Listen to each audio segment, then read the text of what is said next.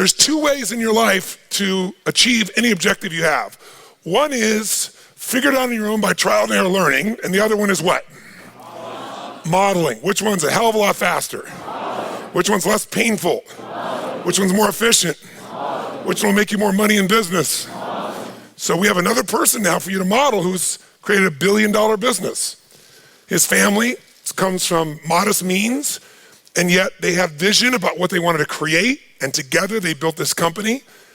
He played different roles in this company, but what you're about to meet in Gerardo is the gentleman who really is in a position where he took that vision, made it real, and he did so powerfully that you might say, well, did we come in because they were in trouble? You go, okay, I called Business Master Inc. I want BMI to come here because we're in big trouble.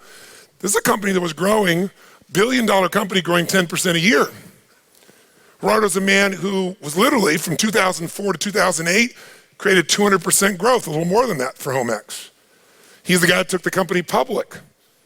This guy's succeeding on a huge scale. That's why I really wanted to be able to interview him. Like, why would a guy who's doing that well, usually people before they go for help, they gotta have enough what?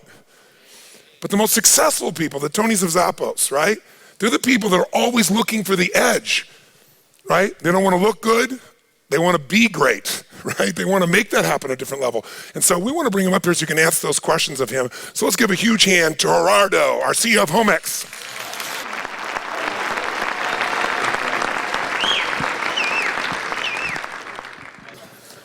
So we wanted to just get a chance to visit with you because, again, so many people don't have that X factor. They don't have that mindset of, I'm always looking. If I'm the best, I'm looking for more. Tell me what I'm not doing well. Tell us two things. Tell us, how did the company really get started? What was the vision? And tell us, how has that philosophy affected your ability to succeed and help to build this business with your team? Okay, the company was started by my brothers, two older brothers, in '89, 20 years ago. I was working on a shirts factory. I was manufacturing shirts, and my yearly revenues was equal amount of selling 4 homes. Wow. Then I talked to my brothers and say, I will help you to sell five homes in 1 year, and my life will be more productive. I think you kind of surpassed that just a smidge. How many homes do you guys build a day? Or in '89, 140 per year. 140 a year homes. And how many? In '89. In 1989. In '93, when I joined the company, yes. 500. And how about today? More than 200 daily. 200 a day. You have a hand, that's unbelievable.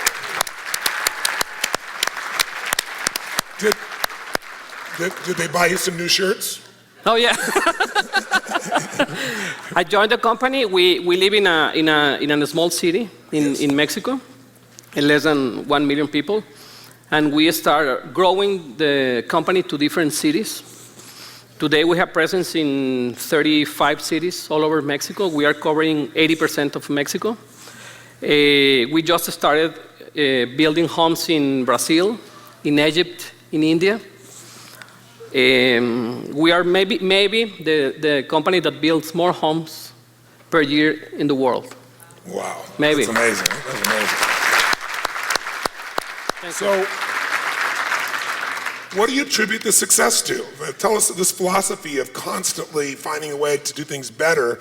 Most people, when they achieve a level of success that's that large, I mean, if you're selling 150 homes a year, and if you were doing 150 homes, at that stage, 300, 500, 600 homes. When you got to that stage, people say, I've doubled, I've tripled, quadrupled. We're the best. Why did you keep seeking ways to do things better? Why do you still do that today? We work based on a theory called the theory of constraints. If a company can sell $80 per year, and you can build $100 per year, what will be your revenues? Right. 80. Right. And in the opposite, if you can sell 100, but you can build only 80, your revenues will be 82. Then your revenues are constrained by your factor with the lower capacity. Right. That's why we approach Chet, because sales was our constraining factor, and that's why we work on increasing our sales. If you look at the company compared with other companies, we are the largest. But if you look at the company in terms of the opportunity, we build around maybe 8 or 10% of the homes built in Mexico. And Mexico has 3% of the world's population.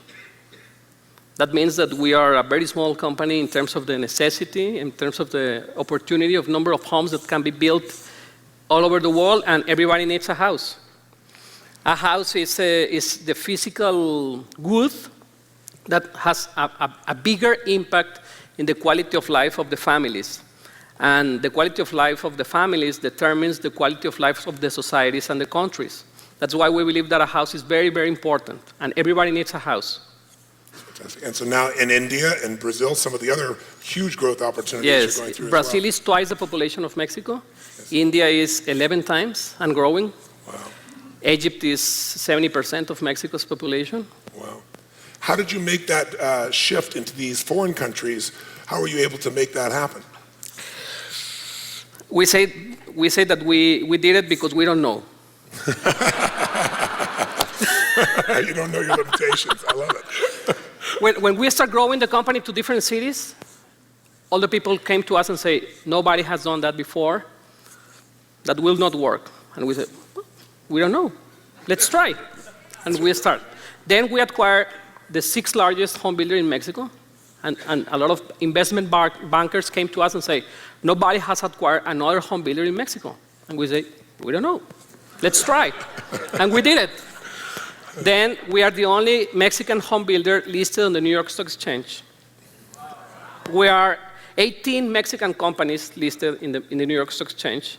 We are the 6th most active in terms of daily trading.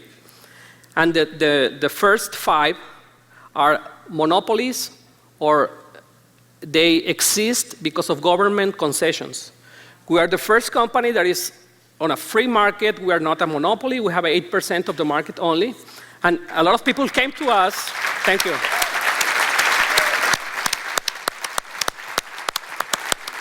I love that you love doing well. Do you see that? He enjoys it. He doesn't hide it. It's beautiful. Thank you. And a lot of people came to us and say, nobody from Culiacan, the town where I live, nobody from Culiacan has become public on the New York Stock Exchange. Any other home builder has become public on the New York Stock Exchange? And we say, well, we don't know. Let's do it. And in the same approach, we start these operations on new countries. Yes. Let me tell you a little bit about Homex. We have 16,500 employees. We have 6,000 suppliers. We give a new home to more than 60,000 families every year. That's 300,000 people, because it's in average 5 people per home. Wow. And close to 70% of the Homex workers, they don't have a base salary. 70%. What percent? 70. 70%. Wow. 70% don't have a base salary. And the other 30%, we have a small portion of our income based on the operating profit of Homex. Wow. We have the same score. We are playing with the same score, and we are trying to reach the same goals as a company, as a team. Yes. Nobody is paid by their age, their background, their gender, and nobody is paid by their own results. Everything is team-based results. And we have been trying and learning, and that's the way the company has been growing. It's beautiful. Now, you worked with some consulting firms before, BMI. Have you gotten the same kind of result? And tell us, what was your aha moment? You were already doing so well.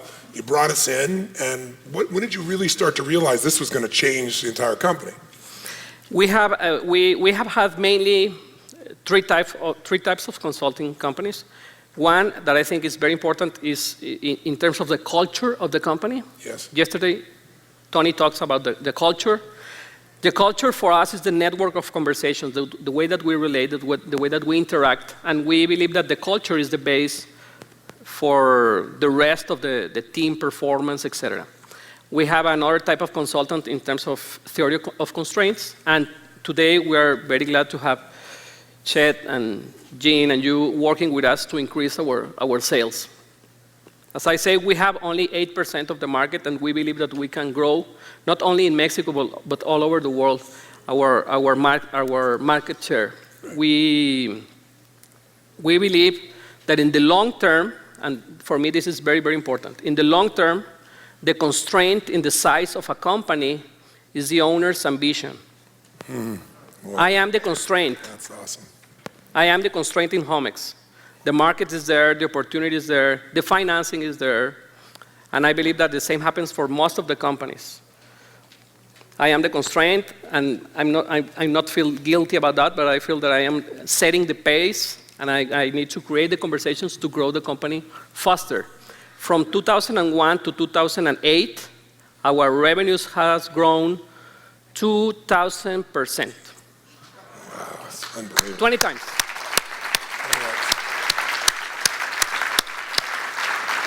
What's happened as a result of our interventions down there? What have you seen? What kind of results have you seen? I am more convinced that I am the constraint. Let me tell you another story about how do I find Chet Halls. Yes. I was commuting to my work.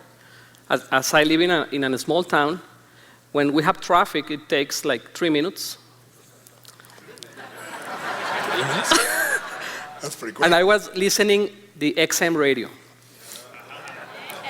CNBC. And I was thinking, how can I sell more homes? I need to sell more homes. My constraint is in sales. And I listened to Chet's radio spot, and I said, this is the guy. And I talked to the 800 number. That for calling from Mexico is a little tough.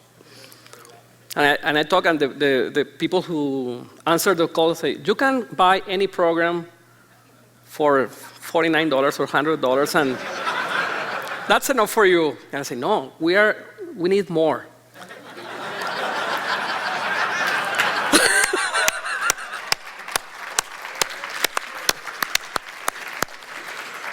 I'm glad I had a larger vision, aren't you? Maybe for you, we are in a small business, but we want to grow and we want to be a bigger business. And please say to Chet that this is our revenues, the type of business, etc. And then later, Chet called me, do you exist in Mexico? Yes, we exist in Mexico and we want to grow. Okay, then we invite Chet to visit us. And we as a company, we trust in their advice. We understand that there's a lot of people who doesn't want things to be changed. Yes. But my commitment is we will follow all their advices and all the requirements that they give to us, and that's the way we have been open, and we believe that we can grow much faster if we continue applying all these policies in the future. What do you do to deal with change when so many people are so afraid of it? How do you deal with it, and how did you help us drive that change through the organization? I think, okay, for me, the resistance to change, I am responsible of the resistance for change. If the people look at the new idea or the new opportunity as something that is possible and is convenient, they will do it. Yes. If they think that it's not possible or it's not convenient, they will be resistant to change. Yes. Then I can create the conversations to invite them to look at this new initiative as possible and convenient. Let me give you an example. We make a commitment as a company to work only with superstars. We have 3,500 salespeople, and we say to them, we only are going to work with superstars. If you want to become a superstar, we will train you, we will help you. But if you don't want to be a superstar, let's go find another job. We only want to work with superstars. We're giving a lot of resources, a lot of money invested in all these initiatives, but we only want superstars in the sales process. We have sales agents that have sold 5 houses in a day. sales agents that have sold 27 homes in 6 days. It's people that is making a lot of money. For the Mexican standards, they are doing maybe 10, 12 times the average of the Mexican income. It must make you feel incredible to not only be able to put people in homes, but to have your own employees have such an extraordinary quality of life. Yeah, as I say, we are proud that we have 16,500 of them. Yes. We believe that all of them are very well paid. We have, and yesterday somebody said about it, we have one of the greatest places to work in Mexico, Yes. audited by the same institute. Yes. And we're working on that. We believe that most of the time that we are awake, we're working. But what is work to you? Work is what? Work is a game, and life is a game. And what's the purpose of the game? To love, to learn to love. And to love is to give. You say at the beginning, living is giving or giving is living. Yes, exactly right. For me, that's it. I see that. Because for some people, I have a lot of money. And a long time ago, I have more than the money that I require in my life. Yes. I'm not making this because of the money. Yes. Every time I am needing less money, and every time I'm making more money. But not for me, but for everybody. For everybody, for all the workers, our suppliers, our investors, our customers, the authorities. We are the largest builder of water treatment plants in Latin America as a consequence of being a home builder. That's amazing.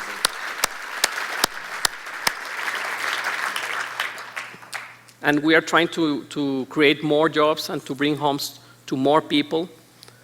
That's our daily work. No.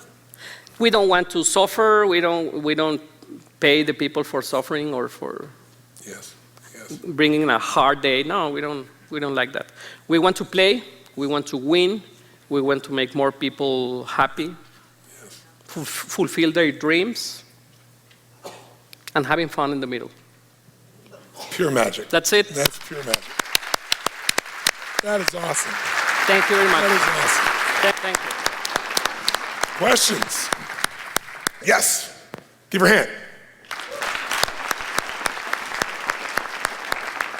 Hi, I'm Janet. I think your vision is just awesome. And I think at one time I used to be visionary, but I think I've been working too hard and I forgot how to be a visionary. So obviously I am the constraint to my business. I fully realize that and accept that. How does one become visionary again? How do you realize what you're possible of doing? Great question. Thank you. My goal for the last maybe 2 years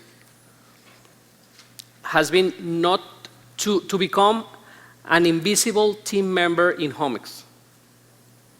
That everything works without me. I don't want to be the hero that solves anything.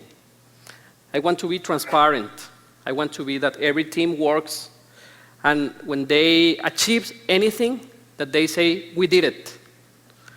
I don't want to be the hero. I don't want to be the most important person in the company. And every email, every request that I receive, I am always asking me, who is the best person to do this? I don't want to do this. I don't want to do anything. And not because I am lazy, that I am. But as I am the constraint, and if everything needs to be decided by myself or anything needs to be approved by myself, I will become more the constraint. Then I am proud to say to you that I have nothing to do. And that's okay for me. One more question. About right here, yes. Give me a hand. I want to thank you. I've been inspired to buy your stock tomorrow morning. Thank you. Thank you. On top of that, learning what has gone on in the United States over the last few years with the housing experience Yes. it's affected all of us in this room. Can you explain to us what maybe you learned from it and how you will apply that so that that same process doesn't occur in Mexico? Yes. Wonderful question. Great question. Let me tell you something that for me is very, very important. United States is 30% of the world economy, with 5% of the population. That means that every American is earning 8 times the average of the rest of the world. And in the rest of the world, I am including British, Germans, Middle Easterns, Japanese, etc. Your economy is quite different from the rest of the world. That's an opportunity because there's a lot of growth pending in the rest of the world. The opportunity is immense in the rest of the world. In my perspective, what happened in the United States is one of the most important activities to when out of the depression was housing. One of the most important activities to reactivate the economy after World War II was housing, levee towns, etc. The problem in the last 5-10 years, in my perspective, that's my point of view, it's that you kill the golden goose. You give a lot of money, a lot of credit to people who cannot afford. And the builders were happy because they were building thousands of homes. At the end of the day, I remember in 2004, 25% of the homes sold in 2004 in the United States never were occupied. What does it mean? That in the future will be an oversupply of homes, for sure. In Mexico and in the rest of the world, the situation is quite different. In Mexico, we have two very important institutions called the Infonavit and Fobiste, our national housing funds. We, as workers, we need to contribute 5% of our salaries to that housing fund. That housing fund is giving mortgages to the people. It's people who can afford the homes because they took 25% of our salary as monthly payment. We are not, we don't have, you have in the States, ninja loans. Have you heard about the ninja loans? No? Ninja loans means not income, not job, not assets, anything. The mortgage brokers, the approval process of a mortgage in the past in the United States was with a mirror. They put the mirror in the nose. Are you reading? You have a mortgage. That doesn't work. That's why I believe that you killed the golden goose. The home builders were happy for a long time, but they will suffer for a long time. In Mexico, we have 22.5 million homes.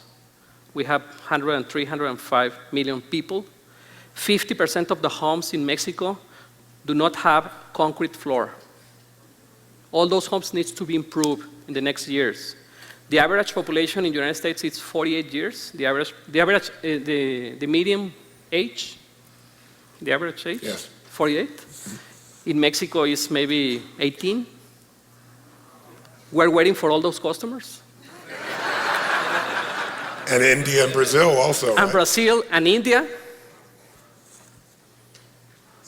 One final question, if we may ask. What would be the most important thing if you were passing on at some stage of your life to your children or to people that you wanted to mentor, and you would say, these are the 2 or 3 most important things to remember about enterprise, about business, about what you have to do to be successful long term? What would those 2 or 3 things, most important things be you would pass on to someone you love who you wanted to succeed in their enterprise? The first one is death is not an invitation. The rest is an invitation. The life that you have, the work that you have, the family that you have is the one that you have created for yourself. You don't have the work, you don't need to suffer in your job. And the second, that is quite different from yesterday, is that nothing can make you happy. happiness is a way of life. That's enough. That's enough. You're the best. You're wonderful. Thank you very much. Big hand, ladies and gentlemen. Give him a hand. Thank you.